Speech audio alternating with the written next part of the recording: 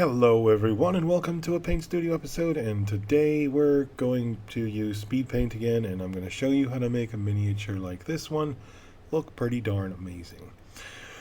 What we're going to do is we're going to prime it, and then we're going to base it, and then we're going to go over it at the end with some final details, and I'm going to go over each step, probably taking little breaks in between to let you watch this sped up process. Now the first thing I'm going to do here is start with a just straight up black primer, and I'm going to apply that with a brush. I'm going to apply that with a larger brush just to cover as much area as possible. And it's going to look a little sloppy and very wet, and probably going to look over applied in areas, but trust me, when it dries it'll be fine. This is a very thin primer. This is a Vallejo black standard primer. Get these in nice big bottles. Buy them on Amazon or in your hobby shops if you can find them there. And I either use this through an airbrush or I'll just use it with a brush. And then when it comes to little tiny miniatures, I don't really bother with an airbrush too much. So I will just go ahead and brush this on and just apply it all over the model. Now, this process probably take you maybe between 10 to 15 minutes at most. If you're thorough, if you're quick about it, probably 10 minutes, maybe 5. Just remember to turn the model upside down every once in a while, like I'm doing here, which is why it kind of goes half off camera.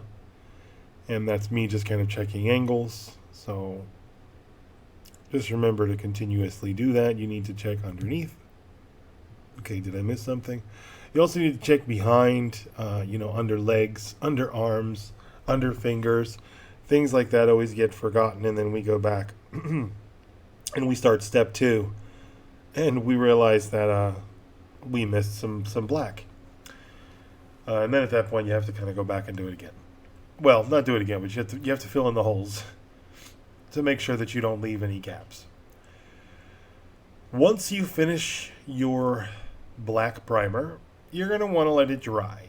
Now, according to the bottle, it says you're supposed to wait quite a while to let the paint completely cure. I don't do that. I've never done that. I won't do it if I brush. I won't do it if I spray. The only time I wait for paint is when I'm using a rattle can. Then I will wait usually 24 hours before I do anything. Usually longer. I'll usually give it 2 days. Because I just want to make sure that it has the possibility to cure and just completely cure. I don't want to ruin that finish. Because if I'm using spray, it usually means I'm trying to get something really smooth. But again, like I said, when it comes to miniatures, you don't really need to worry about that. They're so small. Their surface areas are small. You just get a brush, get some black primer, just prime it with a brush. It lets you become familiar with the model. You learn, the different areas of the model. You learn how you're going to have to paint the different areas of the model, how you're going to have to get the brush into those areas. And so I think it's important you become intimate with the model at that point. And like I said, when you're done, you want to let it dry. Give it at least 15 minutes. I would say 30 minutes if you're going to be patient. You can also take a hairdryer, put it on low heat, and you can heat up the model a little bit, actually, and do this from a distance, not too close, and you will seal up and dry the paint faster. I don't usually do this. I just let them sit and dry. So, it's up to you. That's your choice. Anyway, we're going to go ahead and move on to the next step here in a second, because fortunately for you and the magic of editing, we don't have to let him dry. He will be dry already. Now in this step, we're going to go ahead and start with our layers of highlighting underpainting. So we're going to start with a gray primer as our first layer of underpainting highlights. And we're just going to, we're going to apply that to the dry brush. Remove about 70 to 80% of the paint using a hard surface or texture board. You can also use a microfiber towel as long as they're new and they don't have a lot of debris or anything in them. they are lint free, and they should actually give you a decent decent job of removing the paint. I actually use microfiber towels for it, or I'll use pieces of cardboard, or sometimes a homemade texture board if I'm patient enough to put a new one together. Usually, honestly, the pieces of cardboard, parchment paper, even construction paper will work. Anything that won't have lint that's going to come off on the brush that will make the model look ashy or dry. That's essentially what you want to avoid with that kind of thing. So again, you're going to be applying dark gray primer. So this particular primer is a Army Painter primer. I know I'm probably committing some cardinal sins by combining Army Painter and Vallejo, but whatever. This is an Army Painter primer. Again, this is something you can either use with an airbrush, or obviously you can apply it with a brush. And I'm applying this over all the high peaks on the model and allowing this to rest there to give the model its underpainted highlights. And obviously, being that this is a speed paint application, this is a pretty necessary step, in my opinion, if you want the model to look really good. One of the things that I prefer about this particular method is that if I'm not doing just a straight up zenithal highlight, and I am doing a dry brush like this, I again can kind of address certain areas. If I want to embellish light, if I want to make it look like it's just brighter from one angle, I can do that. I can apply higher tones if I want. I can go one up from white as well, which doesn't have to be the final color. I can go ivory or pearl, a deeper white.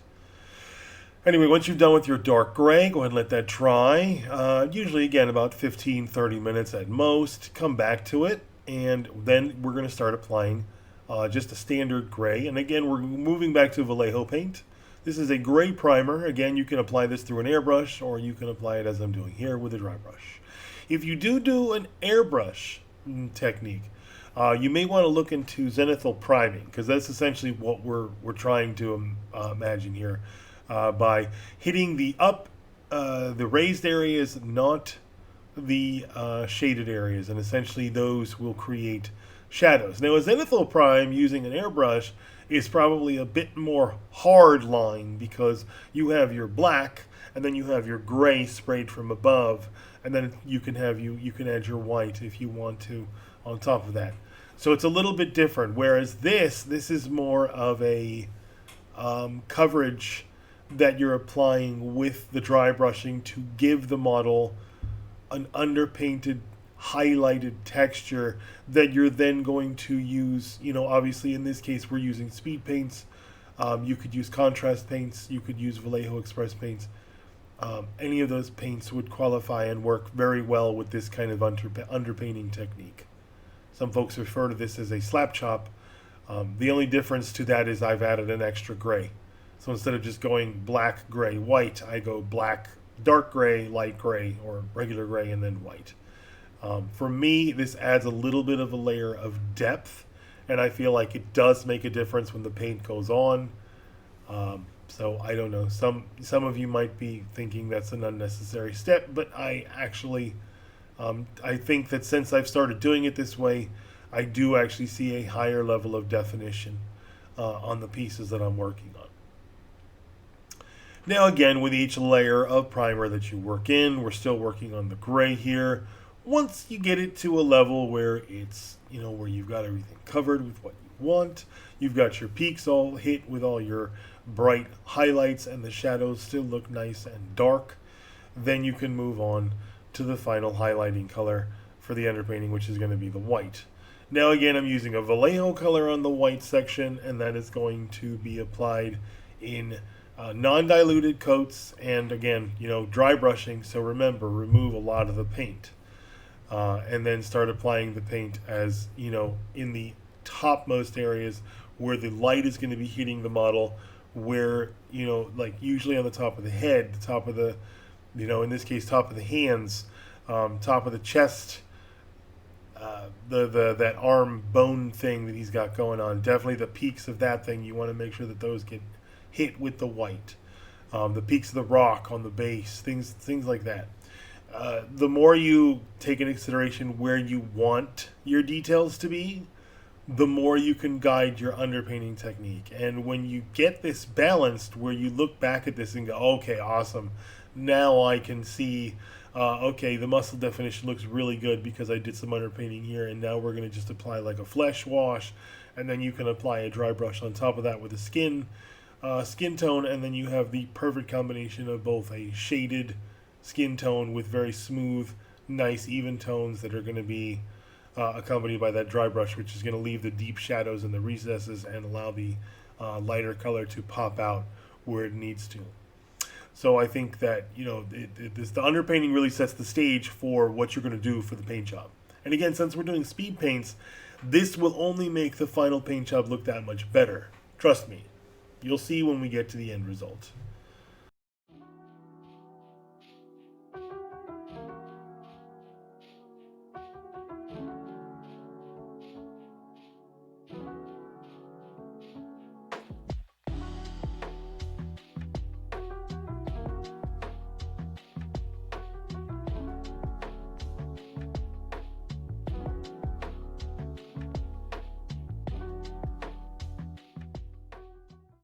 Okay, now we're ready to start applying base coats. So we're going to be picking up our speed paint, and I'm going to be applying Tidal Blue. Now, originally, the first time I painted one of these dudes, he turned out a little bit dark, kind of navy blue with some peachy overtones. And I liked him, but I wanted to try something that kind of made him look more like a blue Hulk. So this is the second time I'm painting one of these figures, and I wanted to make him a little bit different. So he's more blue now. Okay? Anyway, I'm taking a little bit of creative liberty. Obviously, this is not how the character looks in the little monster book that the Epic Encounters folks give you. If y'all are familiar with Epic Encounters, awesome, you probably play D&D. If you aren't familiar with Epic Encounters and you do play D&D, I highly recommend you check them out on Amazon or their own website or at your local hobby shop, as they are complete box kits for campaigns, or campaign modules rather, for D&D 5e. And they come with these really cool figurines that are made of very, very nice material, very good plastic, highly detailed miniatures. No, I did not 3D print this guy. I would if I had access to his file, but I doubt it. Anyway, the point is these are Epic Encounters miniatures, and they look really nice. They paint really well, and I've had a lot of fun painting and playing around with quite a few of them. I've done one other version of this guy. I have a very large kind of boss monster that has gone along with this as well that I painted. I did not record that one, but we'll be doing a lot more of the Epic Encounters miniatures as time goes on, because not only do I enjoy them, but I don't always have to paint stuff that I print. I actually really enjoy purchasing and buying, you know, miniatures that I didn't print sometimes. Sometimes that's fun. Anyway, I like the blue color and how that's coming out on this character so far. He looks very cool. The dark recesses are very cartoonish looking, almost like comic book, like very, very sketch style. And I think that's part of the style of the figurine too, and the way they designed him, which is nice. So the way that the underpainting kind of applies to that really gives him this nice deep application when you apply the speed paint. Now again, this is the Army Speed Paint Tidal Blue. This is Speed Paint 2.0. And for whatever reason, this particular color and combinations of what I did, he did come out a little glossy. Now, I don't hate this, because it's okay if he looks a little glossy at the end of the day. I'm going to dry brush him anyway, which is going to tone down any highlights or gloss that came out on any of the paint. I have had this happen with speed paints, both 1 and 2.0s, in the past, where sometimes one or two of the tones and paints will give me this glossy effect at the end of the day. Again, not usually a problem. It's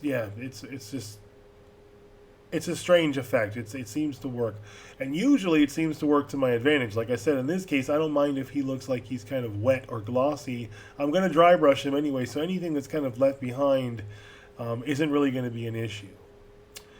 By the way, I forgot to mention the paint I'm using there in between the webbing on that arm section is Warrior Skin, and that is an Army Speed Paint 1.0 paint. This is Malignant Green, and I wanted this side of his body to look kind of like it was decaying. These arms really look kind of wicked and sickly, and I want this to be a different color than the rest of him. In the original drawings, this part of him was kind of like a peachy, fleshy color, while the rest of him was more of like a navy gray blue with like a peach overtone to his skin. But in this particular iteration, I want this one to look a little more sickly on this side, almost like that arm is kind of, I don't know, decaying and rotting away slowly as this thing is just existing. Now, you've got these other segments on the back that are going to be kind of partially part of that little wing flap thing that's going on that side. So some of that is part of the arm bits. Some of that is part of that bone bit that's in between the wing segment, or I don't know what you want to call it. I'm calling it a wing. It's not a wing. It's a fan or a flipper. I don't know. some level of mutation. Again, this is Malignant Green. This is Army Painter 2.0 that we're using here on this particular paint. And that I'm applying pretty much everywhere. I have not applied the blue that is going to go over his flesh, except for the areas like the exposed ribs on the other side and some of the other spots that I'm going to be doing an application mask and then applying Palid Bone over the top of that. The Army Painter 1.0 version of that as well. The 2.0 version, I actually don't like the way that the color looks, and so I'm kind of stocking up on the 1.0 version of that one because I actually prefer the tone a little bit more. Okay, now we're going to apply the mask.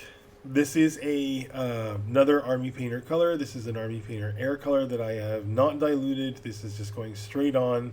This is called Skeleton Bone. And this is kind of like a khaki color. And I'm just going to apply this over all the areas that I either want to use bone or teeth or anything that I want to represent that kind of, like, the toes, the horn, tusk, the fingernails, anything like that. That is going to get applied with this mask. And I call it a mask because it's covering over some of the underpainting that I've done. So I'm masking at this point. I'm covering over some of the shading that we've put there and applied. The reason for that is because I want to now apply a different color and a different shade in those recesses in that area. And so I have decided now and I do this a lot. I'll do the underpainting and then I'll mask it anyway. I could have technically left the shoulder bits and a lot of the other areas, black and just not dry brush them. Honestly, it doesn't really matter that much.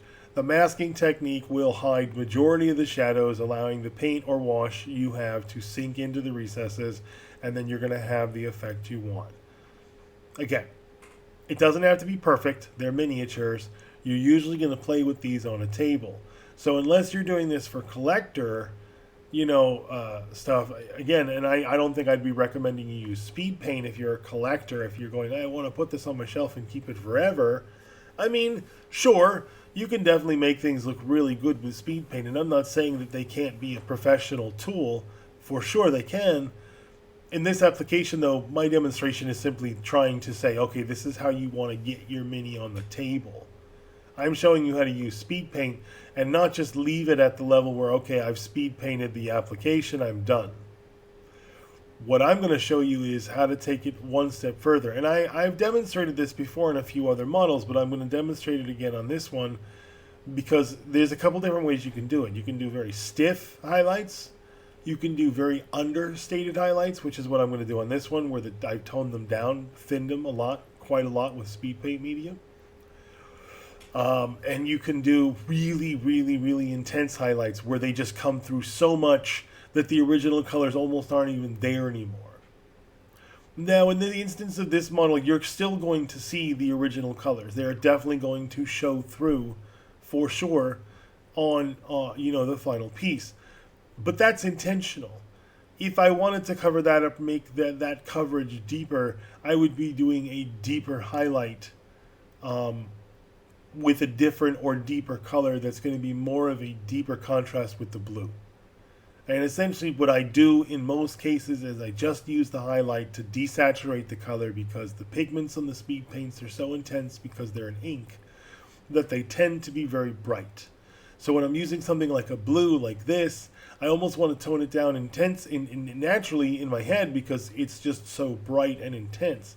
It's a very bright blue, so the highlights are still extremely bright blue, where you have these little tiny crests of white every once in a while. And the only reason it looks so shiny is, like I said, for some reason this one came out with a gloss finish.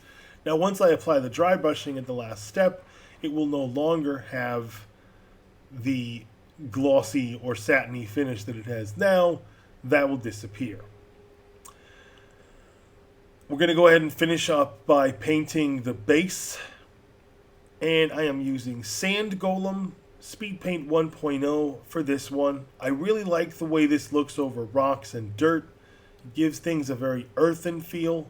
It's very natural looking. It seems to spread very well, and the color looks really nice.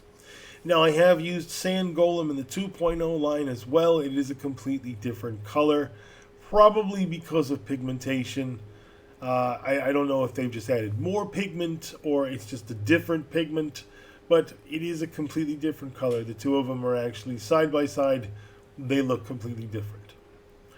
Now I'll usually cover over the entire base, and then we let that all dry, and we come back and apply all the dry brushing at the very last stage.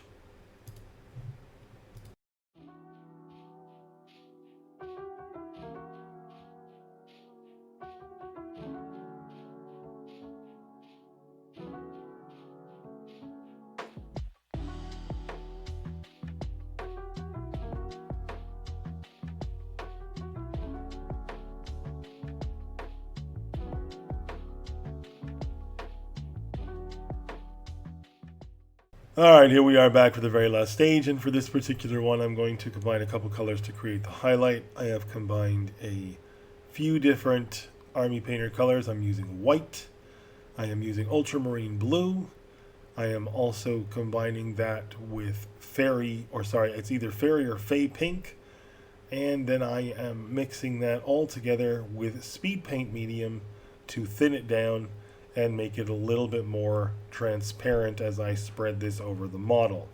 Now I am doing my best to try and hit only the peaks of the model, and as you're going to see, this is going to die down that glossy look that he had with his blue, and it is also going to turn that bright blue into more of a powder blue, which is what I was going for.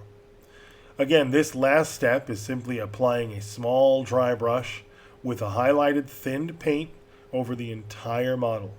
You can also apply this over the base if the colors don't clash too much, and you can get yourself a nice highlight over your materials on your base too, to give that added extra bit of realism. So when you drop this guy on the table at your next D&D sesh, people are going to be like, dude, killer paint job.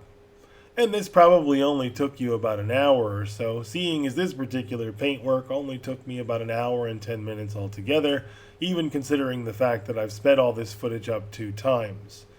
And yes, I've cut a little bit out here and there that I did off camera, including a couple of mistake fixes, but to be honest, I wasn't really super concerned about mistakes throughout the entire process.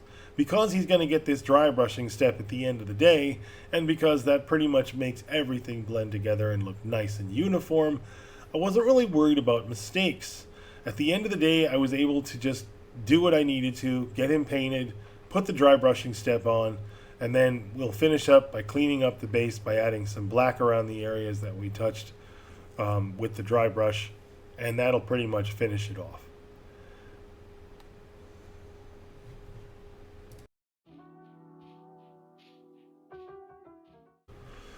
So as I said, we're going to finish the dry brushing here. Now you can apply many coats of this. You can be really liberal with this. You can make the highlights really bright. You can add more white. You can not thin down the paint as much as I did here, which is why it's kind of toned down.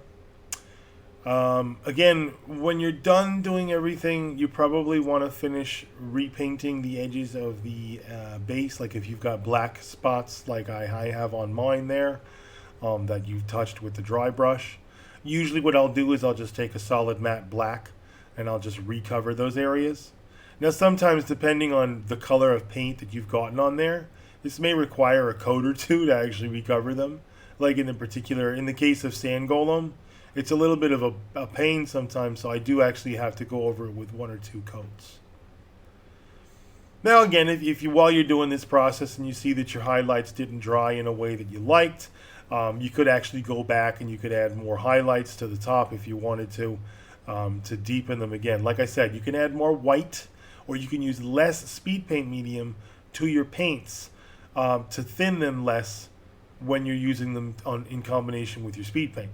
Now, I could just use water with the paints, but the reason I use speed paint medium is because there is that possibility that I don't like the way water clashes with speed paints. And again, I'm not using speed paints for the highlights, I'm using acrylics, but they're going over speed paint. So I don't like to actually mesh too much with using water and speed paint at all, not even in that sense. So I'll use the speed paint medium to thin acrylic paint, which actually makes it quite transparent, which is interesting. It doesn't quite make it into a contrast paint or a speed paint per se, because it doesn't flow the same. It doesn't flow over the model like that, but it does actually give you a paint that is much more transparent to use, if that is something you want to use it for. And I think that's a really neat use for the speed paint medium. It's something I do all the time. I will thin down the acrylic paints with that. Now again, you can apply a bunch of coats. You don't have to. I am applying a few different areas in higher concentration than some of the lower areas. But I'm not doing him as bright as I would some of the other highlights. I'm not adding the peach or pink or other top level colors like yellow or super bright white. I am just letting some of that natural top level get some of those brighter colors, whereas the bottom levels are still sticking with those the darker shadows. And that is pretty much it for the paintwork on this piece. If you like what you see here and you want to try it yourself, definitely check out the speed paint sets. The 1.0 and 2.0 are great. 2.0 do work a little bit better in some instances. 1.0 have some different color tones, so it really just depends what you're looking for. But if you want to paint minis that look good and look like this guy here, this is definitely a technique you can use. So I hope you guys learned something from this video. I hope this was educational. If you all like videos like this, please don't forget to hit that like button. Don't forget to leave us comments. And please ring the bell for notifications about episodes that we release, which are usually once or twice a week. Thanks so much again for watching. See y'all soon.